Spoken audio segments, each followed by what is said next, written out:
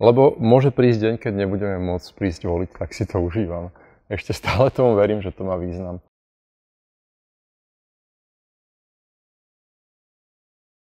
No, nemali by sme mať taký vzťah k politikom, že či im veríme alebo neveríme. Mal by to byť taký racionálnejší vzťah. Zase sa predpokladá, že ľudia, ktorí idú do verejnej služby, by klamať nemali. Ale oni veľmi často klamú a dokonca aj kradnú a robia iné veci. Ale nebolo by to dobré, aby sa to dostalo do takého náboženského, že verím, neverím. Proste ľudia by mali byť schopní dokonca aj zavrhnúť aj v sebe to, čomu predtým verili. Hej? Ak ich niekto sklamal s politikou, treba sa s tým rozlúčiť, netreba sa na to nejak emocionálne namotávať.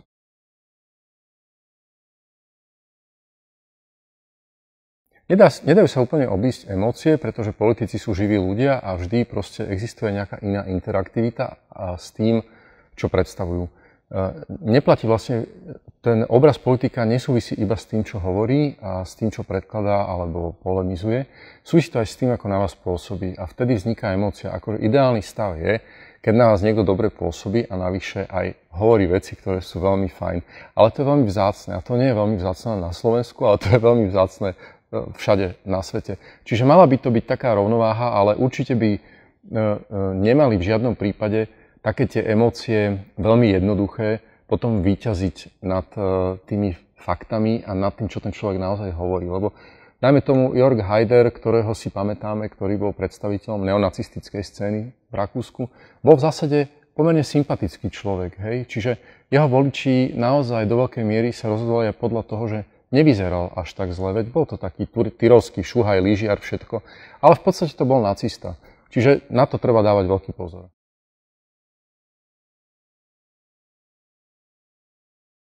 No, nemalo by to tak byť. Ja dúfam, že Slovensko už nikdy nebude v takej situácii, že zvyknite si, pretože ľudia, aj mnohí politici, ktorí napríklad zvíťazia vo voľbách na Slovensku, je úplne jedno, že odkiaľ, ako pochádzajú z ktorého spektra, majú vždy pocit, že niekoho porazili.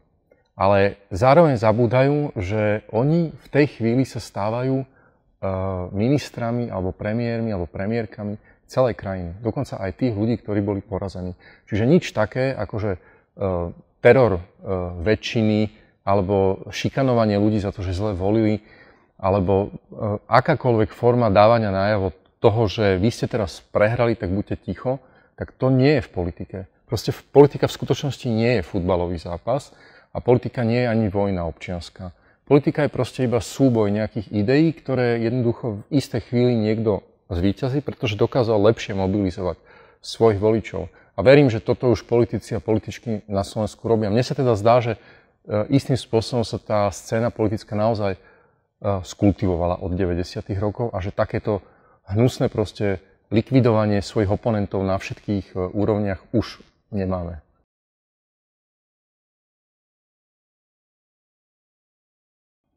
No, najlepšie je, že tak sú dve možnosti, hej, že overovať si fakty, ktoré tí ľudia hovoria, ale slovenskí politici hovoria veľmi málo faktov v skutočnosti. To je dosť veľký problém, pretože oni nie sú veľmi zdatní akoby v tých portfóliách, ktoré ovládajú, preto sa obklopujú množstvom poradcov a ľudí, ktorí im to rešeršujú a tak, ale v zásade náprvu tak expertne nevie dnes hovoriť, nechcem povedať, že nikto z nich, ale iba niekoľký z nich a v istých oblastiach. Čiže je veľmi problematické dohľadávať to. Na druhej strane, ja neviem, prečo by som to mal robiť, hej, pretože ja si myslím, že ľudia v zásade by mali vedieť, prečo nejaké veci hovoria a spolieham sa na to, že to nehovoria len preto, aby si predložili nejaké svoje pôsobenie niekde. Čiže očakávam od politikov, že hovoria veci také, ako sú.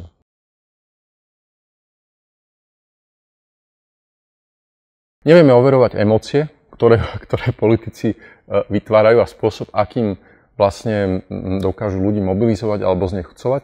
Čo ale vieme veľmi exaktne je overovanie faktov. A my ešte stále žijeme, a dokonca čoraz viac žijeme v spoločnosti faktov a dát, aj napriek tomu, že tá iracionálna kontrarevolúcia sa na nás valí zo všetkých strán a čoraz viac politikov vlastne prezentuje politiku a svoju činnosť iba ako nejaké náboženské postupy, hej, ktoré nemajú nič spoločné s racionálnym uvažovaním, ale treba ich proste konfrontovať, treba tie fakty hovoriť, ale dôležité je, aby im ich potom aj niekto sprostredkoval.